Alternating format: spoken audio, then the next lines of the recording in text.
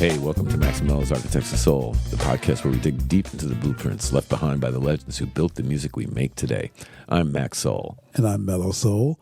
Every week we're going to be taking lessons from the past, the triumphs, the failures, and the genius to push ourselves and every emerging soul and R&B artist forward. Oh, so true, Mello. And there is no better starting point than our first architect, a man who truly was a bridge between the raw passion of Southern soul and the sophisticated grit of the 70s. Yeah, we're talking about the one and the only Bobby Womack. Womack's life was a masterclass in creating resilience, pushing past scandal and personal struggle to create music that was utterly raw, honest, and timeless. So true, Mel. He was the definition of the man who's seen it all. And you heard it in every rasp of his voice. And that voice was very raspy, but it sure had a lot of energy and a lot of emotion. And his impact is immense. From shaping the sound of Stax Records as a session guitarist to defining the introspective R&B that artists are still drawing from today. So let's get into the lessons. This next segment is all about his vocal truth and the power of undeniable raw talent. It's time to learn how Bobby Womack proved that authenticity will always triumph over polish. Stick with us. That's right. You're listening to Max Soul Mello's Architects of Soul, and we are talking Bobby Womack. Don't go away. We'll be right back.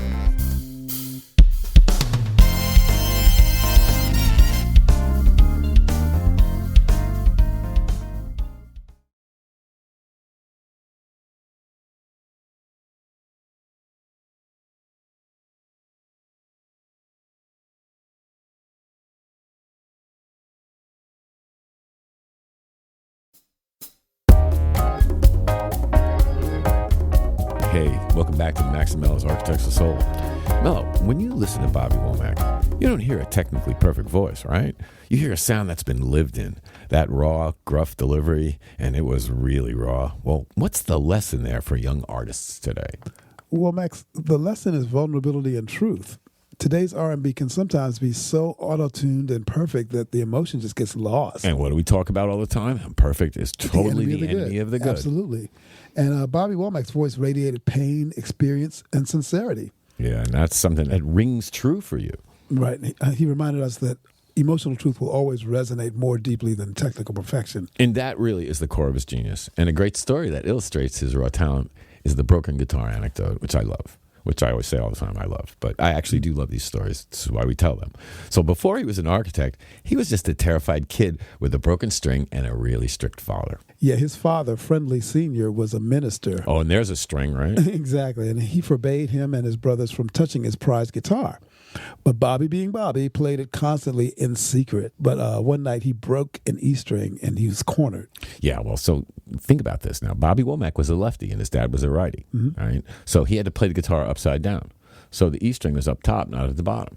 And so, you know, Bobby couldn't replace the string. No. And when his father, I mean, they were scared shitless that his father was going to kill them, right? And he, you know, dad, ready to punish him, instead offers him a challenge. He says, play. He gives him the guitar and says, play guitar for me. Well, young Bobby played every damn lick he knew. Everything he could play with so much raw soul and skill that his dad was absolutely stunned. The whipping was off and new guitars were bought. Not just for Bobby, but for his brothers too. I mean, that is a great dad move. Oh, yeah. It's the ultimate lesson for every upcoming artist. Raw, undeniable talent will always find a way to impress and open doors. Damn straight, because it resonates with people. No matter what constraints you have, if the talent is there, it will shine through. Yes. And Bobby Womack's voice was the blueprint for that raw soul storytelling. 100% agreed. That foundation of undeniable raw skill is what enabled everything that came next, and so much came next. So we got more to cover on the Bobby Womack blueprint, including the scandal that changed his career and the financial lesson he learned from the Rolling Stones, which is a great story also. But first, if you like this content, please give us a like and subscribe to our channel. It truly helps us. It helps keep the lights on and helps us keep telling these stories. And you're listening to Max Soul Mello's Architects of Soul. We're going to take a short break and we'll be right back. Don't go nowhere.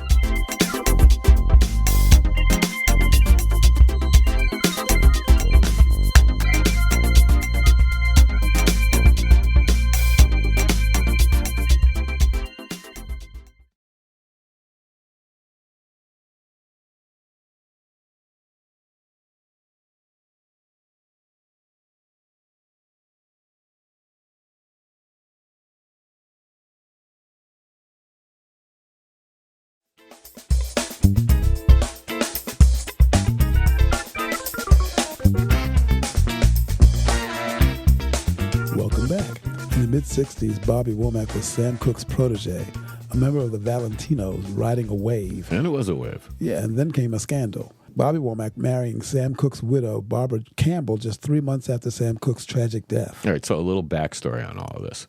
So Bobby Womack had a band. They were called the Valentinos, right? And Sam Cooke discovered them, and he mentored them, right? He signed them into his own label, SAR Records, and then they wrote a song together called Looking for Love, which became the Valentinos' first hit. So Sam and Bobby wrote that song together. And in 1964, well, unfortunately, Sam Cooke died. And it just seems like we know where Bobby met her from when they became, involved musically. But I don't think anybody saw that he was going to end up marrying her. Right. And this controversial lightning-fast marriage caused a major industry scandal and truly nearly derailed Bobby Womack's career. I mean, leading radio stations and fans to blacklist his music for a period of time. It's really, really, hard to look at that stuff and understand that the music world, they viewed that as an ultimate betrayal.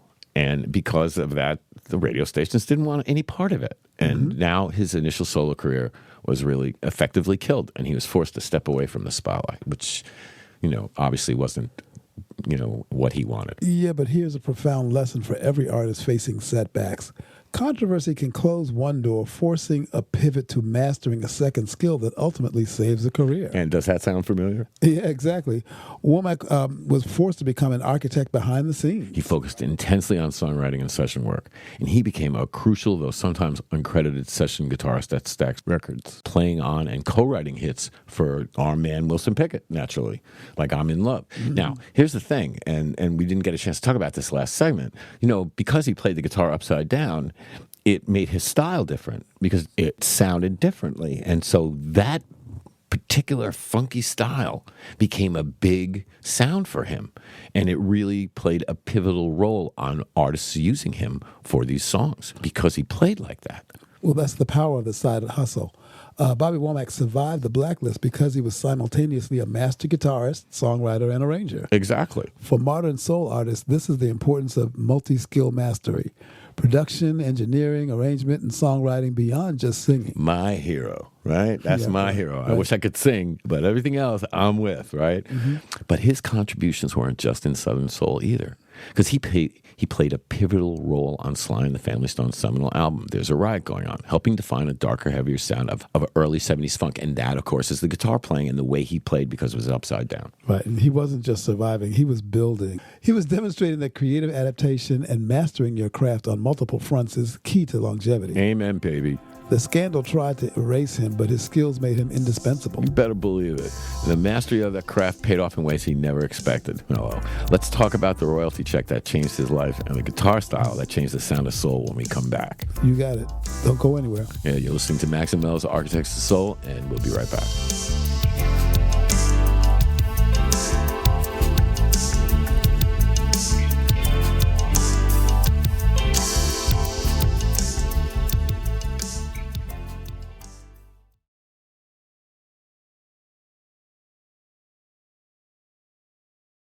Thanks for tuning into Architects of Soul. Our music is waiting for you.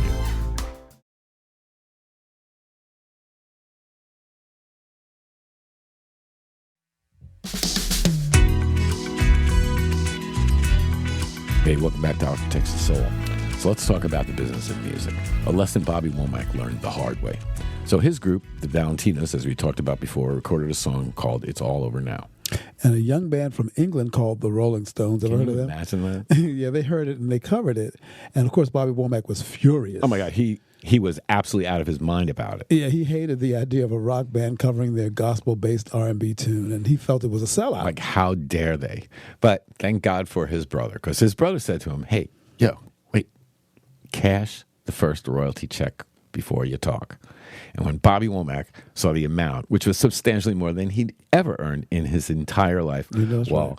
His attitude changed instantly, didn't it? Mm-hmm. And it became his financial epiphany. Yeah, the lesson here is invaluable for every young artist.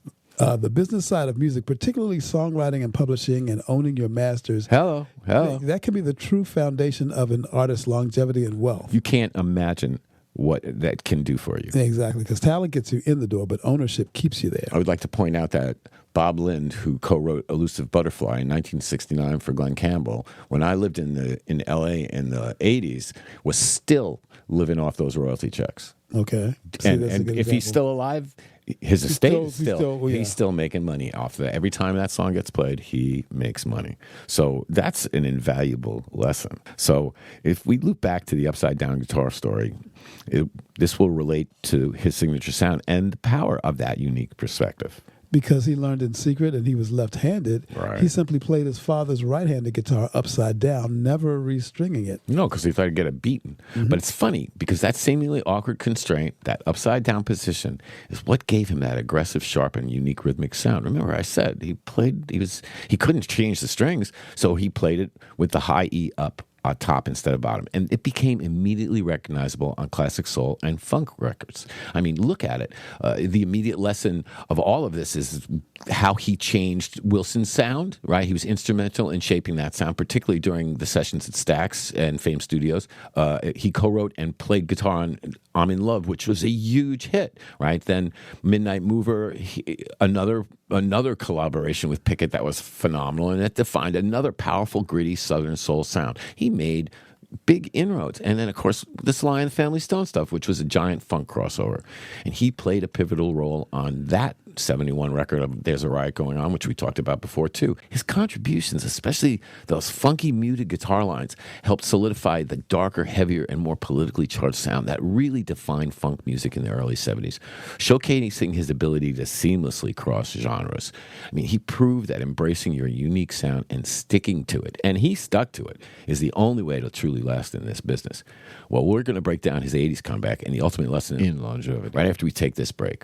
And just a friendly reminder, if you like this content, please give a like and subscribe to our channel. We so appreciate it. Yeah, we definitely appreciate the support. Meanwhile, you're listening to Max and Mello's Architects of Soul, and we'll be right back. Don't go nowhere.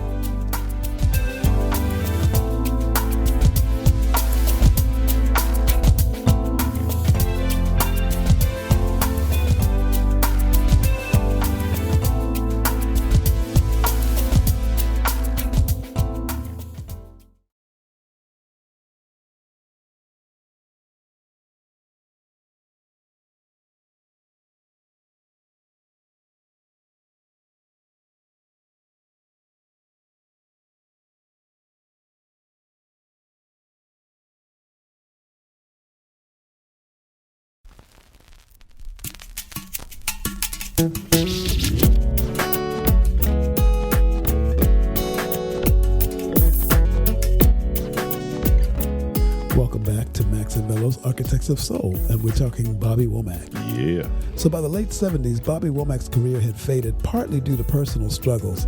The charts were changing, dominated by disco and dance music. Remember that period? Oh, I do remember. It was brutal. Yeah, it was a lot of fun, but every artist was not cut out for it. Well, yeah, exactly.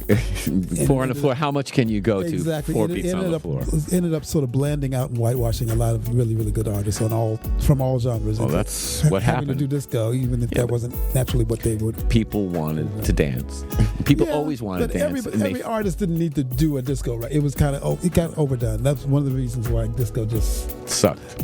Well, yeah, it sort of disco sucked the life out of all of us. That's the thing. It didn't suck. It's just because it got so pervasive. That's because you like dance music. Yeah, I love good dance music. I don't play good dance music, but it got to a point where it was just all kind of just the same thing.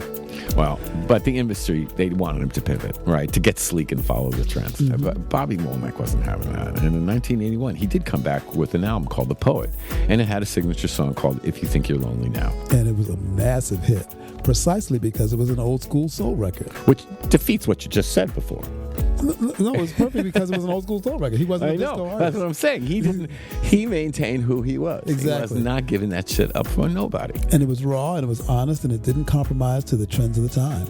No, it didn't. His commitment to authentic, gritty soul showed that the truth resonated even if it went against the trend. I mean, but think about it. I mean, you go all the way back to with this stuff with Wilson Pickett and how his playing and his style were instrumental in making Pickett's hit "I'm in Love," huge. Same thing with Midnight Mover. That collaboration, they defined a powerful, gritty Southern soul sound, which hadn't really been heard. It became darker. And then, of course, we're going to talk about the Sly and the Family Stone and the funk crossover. Mm-hmm. Well, Bobby's role in that, I mean, we talked about there was a riot going on, which I did not know. There's a riot going on, yes, was the answer to Marvin's What's Going On. See, the same year. I had no idea. A few months later, the same year, yeah. Great information. So this is the stuff that we like about this show.